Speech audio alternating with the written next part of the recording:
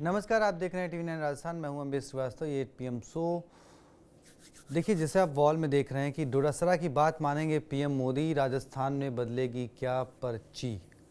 क्योंकि गोविंद सिंह डोडासरा ने पत्रकारों से बात करते हुए कहा कि भाई राजस्थान में सब कुछ बेहतर नहीं है। मैं प्रधानमंत्री मोदी से मांग करूंगा कि पर्ची को बदला जाए। अब पर्ची को बदलने की बात वो क्यों कह रहे हैं, तो आपको बता दें कि 2023 में जब राजस्थान में विधानसभा चुनाव हुए थे, उसके बाद जब बीजेपी सत्ता में आई थी, तो मुख्यमंत्री कौन होगा इसको लेकर जब मंथन चल रहा था, तो दिल्ली से निर्णय हुआ, फैसला हुआ और वसुंधरा राजे जी ने के हाथों में एक पर्ची थमाई गई और उसके बाद तय हुआ कि राजस्थान का मुख्यमंत्री कौन होगा। वसुंधरा राजे जी ने जब उस पर्ची को पढ़ा और पर्ची में नाम था भजनलाल शर्मा जी का, तब से विपक्ष लगातार सवाल उठा रहा है कि राजस्थान में जो कुछ भी होता है वो पर्ची से ही होता है। दिल्ली से पर्ची आती है और उसमें कितना कुछ बोला जाए वो तय होता है।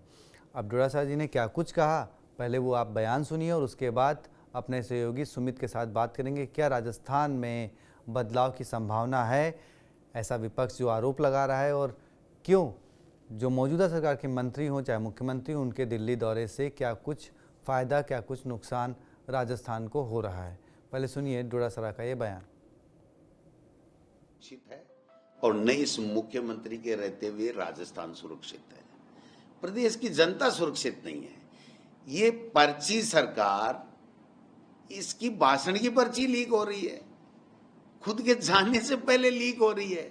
इसका मतलब मेरी बात पे मोहर लग गई। हम लोग हमेशा कहते हैं कि इनका कोई विजन नहीं है, इनको जो पर्ची पकड़ाई जाती है वो पढ़ते हैं, चाहे वो कहीं भी जाएं। और ये तो इन्होंने आज साबित कर दिया।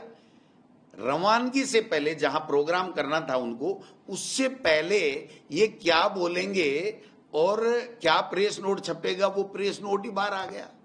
इनकी बीजेपी की कार्यकारिणी बाहर आ गई, यहां की जयपुर की कार्यकारिणी। तो मैं ये कहना चाहता हूं कि ये पूरी सरकारी लीक है, ये पर्ची से बनी हुई है और पर्ची से ही चलती है। इससे बड़ा दुर्भाग्य इस प्रदेश का कोई नहीं हो सकता कि हमारे मुख्यमंत्री के जो हेलीकॉप्टर है उसकी लैंडिंग में गलती हो जाए, हमारे मुख्यमंत्री के जाने से पहले उसका भाषण लीक हो जाए, हमारे मुख्यमंत्री के दिल्ली के अंदर जो मंत्रियों को गिफ्ट ले जा रहे हैं, मिठाई का पैकेट ले जा रहे हैं, वो बात लीक हो जाए। ये हमारा दुर्भाग्य है, ये हमारा दुर्भाग्य है। यहाँ आज तो कह रहे हैं कि हम बाढ़ आ गई, लोगों को हवाई सर्वे कराएंगे। मैं पूछना चाहता हूं मुख्यमंत्री जी, 6 घंटे तक ओम बिरला जी के कमरे में क्या कर रहे थे बैठे बैठे? 10 दिन में 5 बार दिल्ली आप चले गए और 5-6 दिन आपने बिताए। आप कौन सा बजट लेकर के आए, कौन सा योजना लेकर के आए, क्या करके आए, ये तो इस प्रदेश की जनता को बताना चाहिए कि नहीं बताना चाहिए। अब ये प्रमाणित हो गया है कि हमारा मुख्यमंत्री, हमारी सरकार पर्ची से बनी है, हमारी सरकार पर्ची से चल रही है और इनकी पर्ची कोई दूसरा लिखता है, ये केवल मात्र उस पर्ची को पढ़ने का काम करते हैं।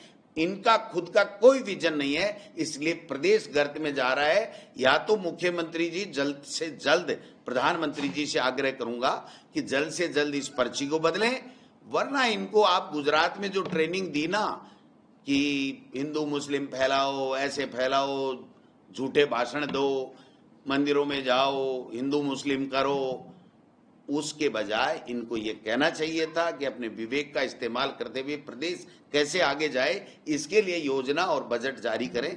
वो नहीं कर पा रहे हैं, ये हमारा सबका दुर्भाग्य है। अब देखिए, डोडासरा जी के करीब 1.5-2 मिनट के बयान में पर्ची पर्ची पर्ची तकरीबन 20 बार उन्होंने पर्ची शब्द का जिक्र किया और पर्ची बदलने की मांग भी कर दी। वहीं पूर्व मुख्यमंत्री अशोक गहलोत जी भी कहते हैं कि भाई राजस्थान से लेकर दिल्ली तक जो मौजूदा मुख्यमंत्री हैं उनको उनकी ही पार्टी के लोग बदलना चाहते हैं। क्या कुछ सियासत है, चलेंगे अपने सहयोगी सुमित के पास, उन्हीं से बात करेंगे कि आखिर डोडासरा जो आरोप लगा रहे हैं और जो राजस्थान में हकीकत में हो रहा है उसमें क्या कुछ फ़र्क है। तो चलते हैं सुमित देवरा के पास। सुमित, बहुत बहुत स्वागत है टीवी 9 में। कल भी हमने चर्चा करी थी अब देखिए मंत्रियों के लगातार दौरे हैं। डोडासरा का सीधे आरोप कि भाई मैं तो प्रधानमंत्री मोदी से बात करूंगा कि पर्ची जो है बदल दी जाए एक बार राजस्थान की। देखिए, हालांकि उन्होंने जो है इस पूरे मामले को लेकर यह बयान दिया है कि पर्ची बदलनी चाहिए, लेकिन उन्हीं के जो पार्टी के शीर्ष नेतृत्व वाले नेता है पूर्व मुख्यमंत्री अशोक गहलोत, उन्होंने तो चिंता जताई थी मुख्यमंत्री भजनलाल शर्मा को लेकर कि यह उनको हटाने के लिए किस तरह से जो है षड्यंत्र चल रहा है। हालांकि गोविंद सिंह डोटासरा ने कई तरह के जो है आरोप मुख्यमंत्री भजनलाल शर्मा पे लगाए हैं, लेकिन इसमें एक महत्वपूर्ण बात यह है कि उन्होंने दिल्ली दौरे को लेकर जिस तरह से बयान दिया, उन्होंने साफ साफ यह पूछा अपने बयान में कि मुख्यमंत्री भजनलाल शर्मा 4 से 5 दिन दिल्ली दौरे पर थे, पिछले सप्ताह 2 बार दिल्ली के दौरे पर रहे। ऐसे में किसी तरह का सरकारी प्रेस नोट नहीं जारी हुआ कि उन्होंने किसी तरह की कोई जो है समझौते पे साइन किया हो, कोई योजना लेके आए हो या कोई बजट लेके आए हो। यानी कि सीधा सीधा यह बात कहने का प्रयास है कि ये जो पूरा दिल्ली का दौरा था वह सरकारी दौरा नहीं था, यह पूरी तरह से राजनीतिक दौरा था। और ऐसे में अगर राजनीतिक दौरा है तो राजस्थान में कोई न कोई राजनीतिक हलचल होने की पूरी पूरी संभावना है।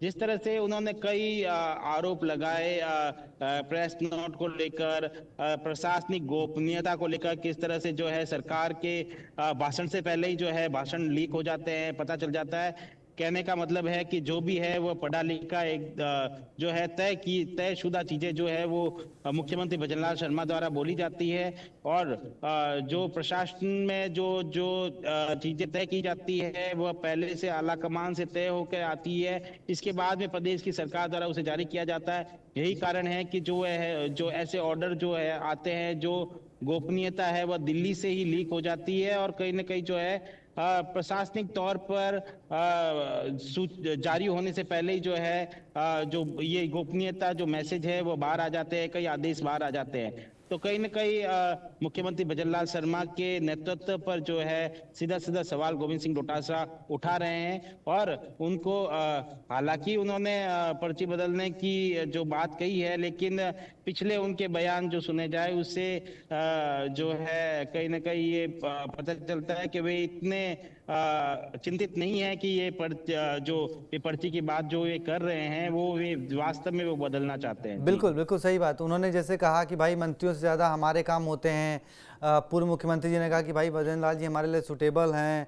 ऐसे कई बयान कांग्रेस की तरफ से ही आए हैं, जिससे एक चर्चा ये भी होती है कि भाई आखिर इतनी मेहरबान कांग्रेस क्यों है मौजूदा सरकार पर, बजाय सवाल खड़े करने के, बजाय सरकार के खिलाफ विरोध प्रदर्शन करने। अब देखिए एक तस्वीर आज राजस्थान में देखने को मिली, जब NSUI का प्रोटेस्ट था। उस NSUI के प्रोटेस्ट में NSUI के पदाधिकारियों के साथ साथ NSUI के जो पूर्व मतलब जो राजस्थान के पूर्व छात्र संघ अध्यक्ष थे, वो मौजूदा वक्त में जो विधायक हैं, वो सब शामिल हुए।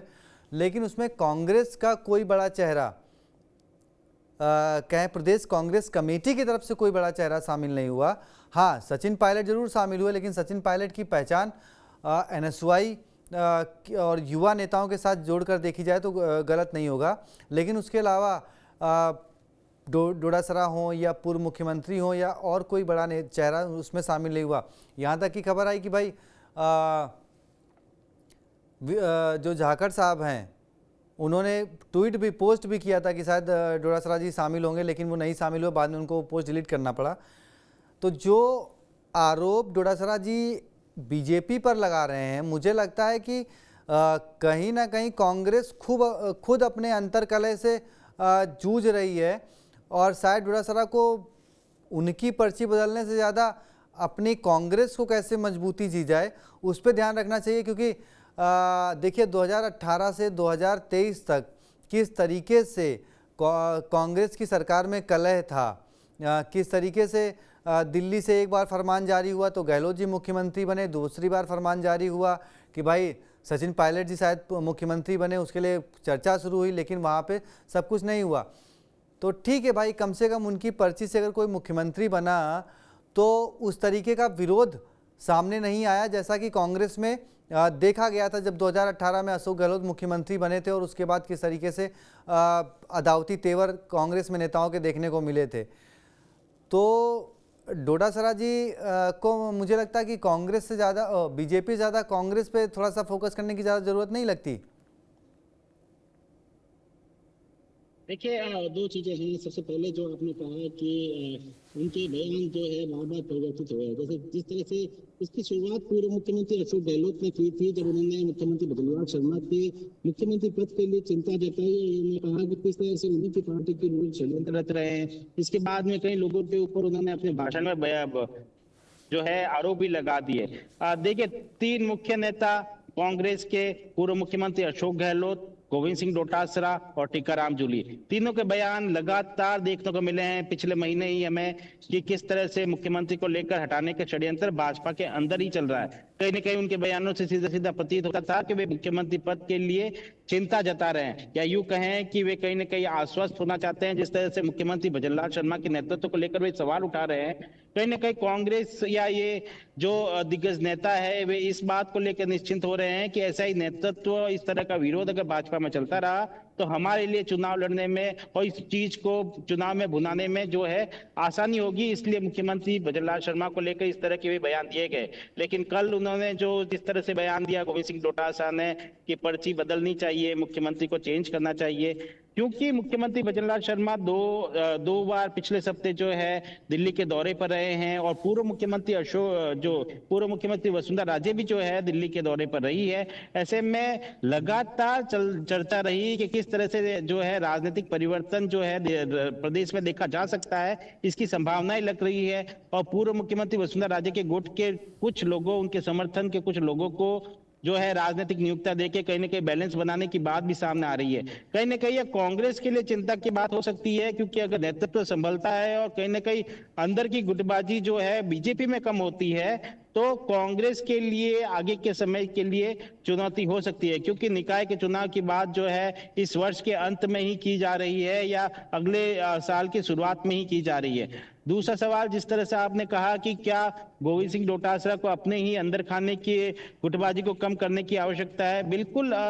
देखिए, कहीं ना कहीं अगर छात्र संघ चुनाव की बात करें तो कोई बड़ा चेहरा नहीं दिखाई दिया। लगता है ना सिर्फ बीजेपी सत्ताधारी पार्टी बल्कि कांग्रेस भी छात्र संघ चुनाव कराने के किसी तरह की कोई खास मंशा उनमें दिखाई नहीं देती। हालांकि किसी पत्रकार द्वारा किसी भी नेता को यह सवाल कर लिया जाता है कि क्या छात्र संघ चुनाव होने चाहिए, तो वे जरूर बोल देते हैं कि हाँ, छात्र संघ चुनाव होने चाहिए, खासकर वो लोग जो छात्र राजनीति से निकल कर आए हैं। लेकिन कई बार भी उन्होंने खुद से इस बात को लेकर सवाल उठाते हुए कोई भी विधायक, कोई भी सरकार का प्रतिनिधि, मंत्री इसको लेकर सवाल उठाता हुआ नहीं दिखा दिया है। ना ही सार्वजनिक मंच पर इस बात को उठाया है और ना ही मुखर आवाज में जो है छात्रों के बीच में बैठे हैं। कोई भी जो सत्ताधारी पार्टी हो या विपक्षी पार्टी, छात्र संघ चुनाव के लिए कोई भी रुचि नहीं दिखा रहा है। हालांकि ना सिर्फ भाजपा का जो एबीवीपी संगठन है वो, बल्कि एनएसयूआई का जो एनएसयूआई संगठन है, जो कांग्रेस का संगठन है, वो दोनों ही जो है छात्र संघ चुनाव की मांग कर रहे हैं। कल जो है एबीवीपी ने प्रदर्शन किया तो वहां पर लाठीचार्ज हुआ। स्टूडेंट्स, छात्र नेताओं को जो प्रदर्शन कर रहे थे उनके ऊपर लाठीचार्ज किया गया। आज एनएसयूआई का बड़ा प्रदर्शन था, वहां पर भी किस तरह से घटनाक्रम रहा आपने देखा। तो कहीं ना कहीं जो है छात्र संघ चुनाव को लेकर किसी की रुचि कहीं ना कहीं दिखाई नहीं है। जिस तरह से हम कह रहे हैं पेपर लीक के मामले देखते हैं, युवाओं की नौकरी के मामले देख रहे हैं, कहीं ना कहीं सरकारें और सत्ताधारी और विपक्ष जो है कोई भी आवाज नहीं उठा रहा है, उदासीन रवैया है। वैसा ही छात्रों को लेकर, छात्र चुनाव को लेकर भी उदासीन रवैया हमें दिखाई देता है। हाँ, गोविंद सिंह डोटासरा ये कहते हैं और उन अंदर की गुटबाजी की बात करें तो बिल्कुल उन्हें अपनी गुटबाजी में जरूर ध्यान देना चाहिए। किस तरह से जो है कांग्रेस में गुटबाजी धीरे धीरे सामने आ रही है। कहीं ना कहीं जिस तरह से सत्ता विरोधी लहर धीरे धीरे अब शुरू हुई है, जब 18 महीने सरकार के हो चुके हैं, तो कहीं ना कहीं कांग्रेस को भी आने वाले चुनाव में उम्मीद दिखाई देती है, क्योंकि आने वाले चुनाव में परिसीमन भी होने वाला है, कई समीकरण भी चेंज होने वाले हैं। तो ऐसे में अपनी भूमिका हर नेता, अपना वर्चस्व हर नेता जो है दिखाना चाहता है और कहीं ना कहीं कांग्रेस में भी गुटबाजी है। हालांकि गोविंद सिंह डोटासरा पूरा प्रयास कर रहे हैं कि संगठन को फिर से मजबूत किया जाए, सेवा दल को जो है, जो कांग्रेस का संगठन है उसको मजबूत किया जाए, बीएलओ नियुक्त किया जाए, जो कि जिस तरह से भाजपा बूथ लेवल पर काम करती है वैसे बूथ लेवल पर कांग्रेस भी काम करे, पर वो कितना सफल हो पाते हैं ये आने वाला समय बताएगा। जी अम्बेश। बिल्कुल सुमित, बहुत बहुत शुक्रिया बात करने के लिए, जानकारी देने के लिए। देखिए, अब बीजेपी में कितनी बगावत है, कौन बदलेगा, ये तो खैर बीजेपी का अंदरूनी मामला है। लेकिन हाँ, एक चीज़ कहना होगा कि मुख्यमंत्री भजनलाल शर्मा जी ने जिस तरीके से पिछले 1.5 साल में अपने काम को दिखाया है और वो जिस तरीके से खुलकर मंच पर रखते हैं, कांग्रेस को उनके उस काम को लेकर अगर वार पलटवार करे तो कहीं ज़्यादा बेहतर होगा, बजाय इसके कि कटाक्ष, क्योंकि आप काम पे आलोचना नहीं कर रहे हैं, आप व्यक्तिगत उनके ऊपर कटाक्ष कर रहे हैं। ठीक है, वो पर्ची से बने हों या जैसे भी बने हों, वो अभी राजस्थान के मुख्यमंत्री हैं, वो चुनकर आए हैं। ठीक है, उन्हें विधायकों ने नहीं दिल्ली से चुना है, लेकिन चुना गया है। ऐसा जरूरी नहीं कि बीजेपी में होता है, ये चीज़ें कांग्रेस में भी होती हैं कि दिल्ली आलाकमान तय करता है कि मुख्यमंत्री कौन होगा। और 1998 इस चीज़ का राजस्थान में जीता जाता उदाहरण है, 98, 2008 और 2018। तो अब मुख्यमंत्री भजनलाल शर्मा जी के साथ क्या होना है, क्या होगा, वो तो भविष्य के घर में होगा और बीजेपी आला कमान तय करेगा, उनके कामकाज को देखते हुए तय करेगा। लेकिन हाँ, कांग्रेस को भी अपने शायद गिरेबान में इस वक्त झांकने की ज़्यादा ज़रूरत है कि जब आपका एक बड़ा नेता प्रोटेस्ट में शामिल हो रहा है तो पूरी कांग्रेस वहाँ से नदारद है। आपकी क्या राय है, कमेंट बॉक्स में जरूर बताएं। टीवी9 राजस्थान को सब्सक्राइब करें। बहुत बहुत शुक्रिया, धन्यवाद।